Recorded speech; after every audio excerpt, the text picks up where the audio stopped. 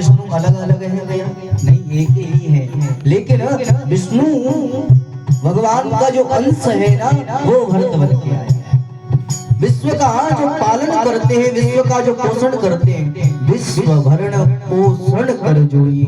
जो विश्व का भरण पोषण करते हैं, जो विश्व को महाराज पालित करते हैं, विश्व को जो नित्य प्रति भरण पोषण में सहयोग करते हैं, ऐसे पुत्र का नाम मैं भरत रखता हूँ। बोलिए भरत लाल की जय।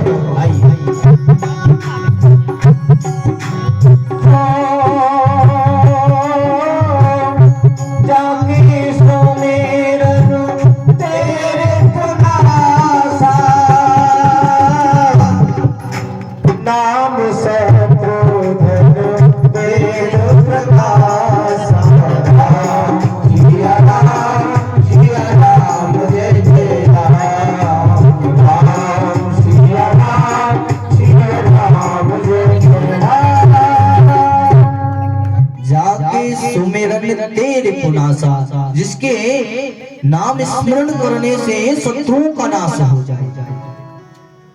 रिपु यानी शत्रु। जाके सुमेरन तेरे पुनासा।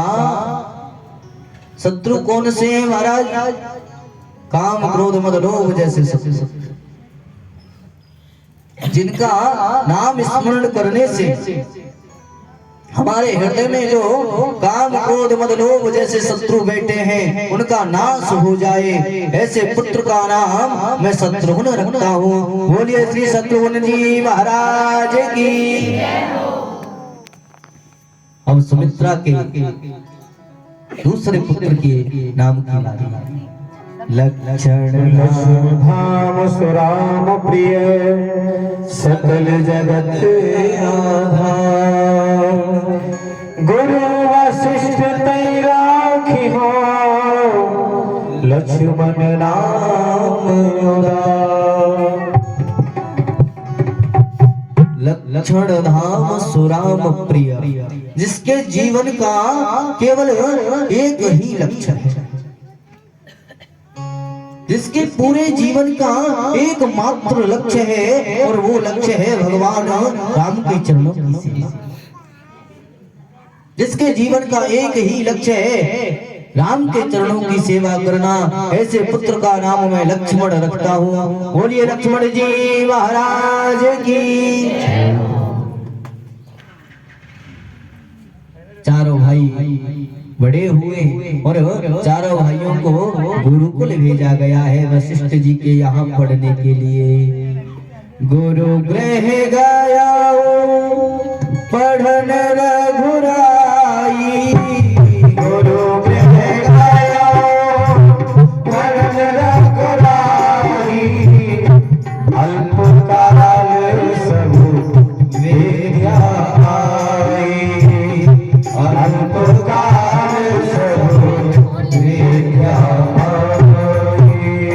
गुरु जी के यहाँ गए पढ़ने के लिए, और अल्प काल मतलब थोड़े से समय में ही पूरी विद्याओं को प्राप्त किया है।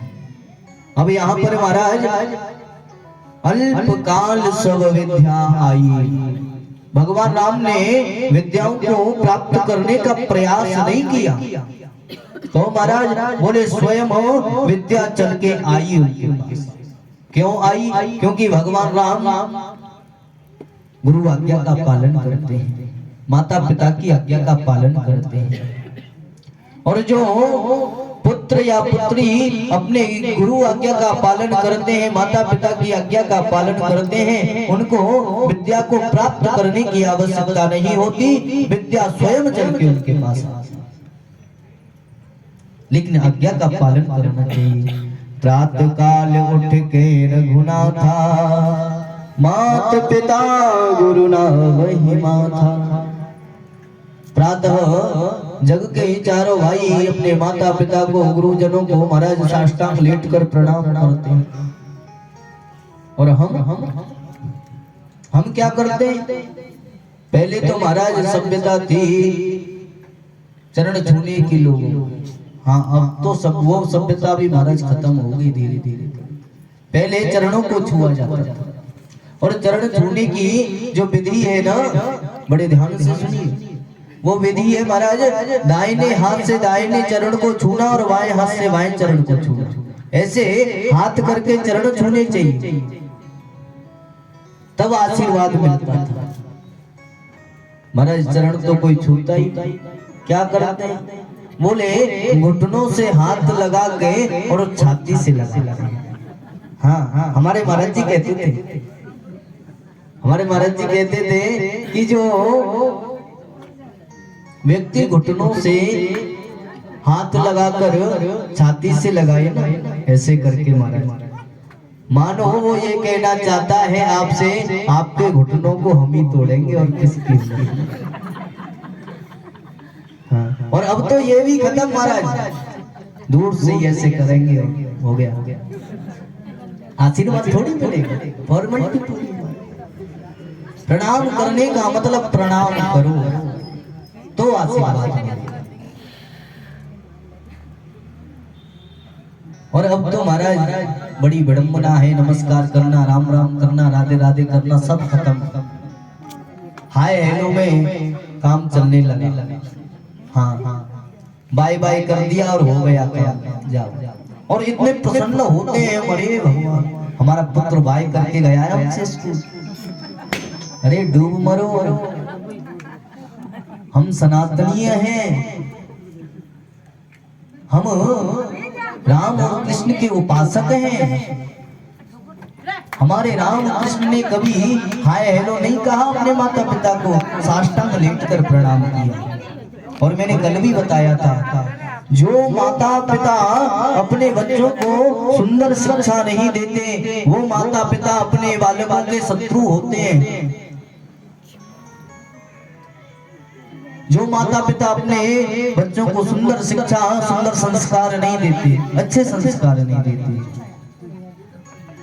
माता शत्रु पिता वेरी, ये न वालो न पाठिता। जो माता पिता अपने संतान को सुंदर शिक्षा प्रदान नहीं करते, सुंदर संस्कार प्रदान नहीं करते, वो माता पिता अपने बालकों के शत्रु होते हैं। और यही कारण है कि हमारे पुत्र हमारी बात नहीं मानते हैं, क्योंकि माता पिता की सेवा में कहीं न कहीं कमी रही होगी, शिक्षा देने में कहीं न कहीं कमी रही होगी। अगर गुरुकुल में, स्कूल में बच्चा पढ़ने के लिए जाता है, जो उसे पढ़ाया जाता है वो ही पढ़ता है, और जो उसे पढ़ाया जाएगा वही पढ़ेगा, तो महाराज ऐसा ही उसके अंदर ज्ञान प्राप्त होगा, उसी हिसाब से वो अपना जीवन यापन करेगा। लेकिन हम क्या करते हैं, मात पिता बालक न बुलावे, उदर भरे सोई सीख सिखावे। माता पिता अपनी संतान को केवल पेट भरने की शिक्षा दे रहे हैं, केवल पेट भरने की। हमारा पुत्र हमारी पुत्री कैसे भी अपना पेट पालन करे, इससे काम चलने वाला नहीं है। काम चल जाएगा इससे, हाँ जी के ना जी, काम चल जाएगा क्या इससे, केवल पेट भरने की शिक्षा से। पेट तो महाराज पशु भी भर लेते हैं अपना, पेट ही भरना हो तो पशु भी अपना पेट भर लेते हैं। हम में और पशुओं में क्या अंतर है? हमें अपने संतान को सुंदर शिक्षा प्रदान करनी चाहिए, रोज मंदिर भेजना चाहिए, बुजुर्गों को प्रणाम कराना चाहिए, उन्हें बताना चाहिए कैसे प्रणाम किया जाता है। हाँ, और उन्हें ये पता होना चाहिए कि हमारे माता पिता हमसे प्रणाम करने के लिए बोले, उससे पहले हमें प्रणाम करना।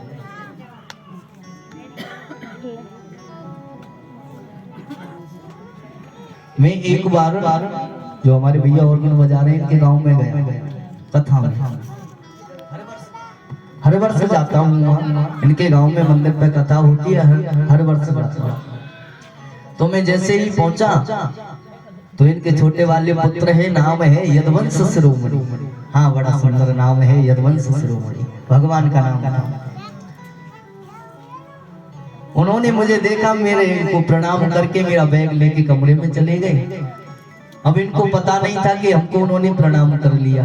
हाँ, अब जैसे ही हमारा इनका आमना सामना हुआ और इनके पुत्र का उसी समय आमना सामना हुआ। उसकी उम्र होगी लगभग 7-8 वर्ष की है भाई साहब। हाँ, 7-8 वर्ष की उम्र होगी। इन्होंने अपने पुत्र से कहा, आप इनको जानते हो? मेरी ओर इशारा करके बोले, मैंने पैर छू लिए। अब आप समझो, मतलब इन्होंने केवल कितना पूछा, आप इनको जानते हो? बोले, मैंने पैर छू लिए इनके। उनको पता है हमारे पिताजी हमें क्या बताने वाले, क्या कहने वाले हैं हमारे पिताजी हमसे। ऐसा नहीं कि माता पिता कहें तभी हम चरण छूं, ऐसा नहीं होना चाहिए। ये कहने का भाव मेरा ये था कि हमारे बच्चों को पता होना चाहिए प्रणाम करना कैसे चाहिए, हमें कैसे प्रणाम करना चाहिए। भगवान गुरुकुल से आए विद्या अध्ययन करके, और जैसे ही अयोध्या में अवध में पहुंचे, विश्वामित्र जी को पता चला प्रभु प्रकट होकर आ गए हैं। विश्वामित्र जी आए हैं राम लक्ष्मण को लेने के लिए अयोध्या में। संक्षिप्त में थोड़ा सा हम चलेंगे क्योंकि राम जी की कथा सूक्ष्म में है भागवत में। राम जी और लक्ष्मण जी को लेने के लिए विश्वामित्र आए। दशरथ जी ने मना कर दिया पुत्र देने से, मैं पुत्रों को नहीं दूंगा, मैं आपके साथ में चलने को तैयार हूँ, मेरे प्राण ले लो आप अगर चाहे तो, लेकिन अपने राम लक्ष्मण को नहीं भेजूंगा। वशिष्ठ मुनि के कहने से राम लक्ष्मण को, दोनों भाइयों को विश्वामित्र जी के साथ में भेजा। और मेरे प्रभु श्री राम ने विश्वामित्र जी के साथ में जब रास्ते में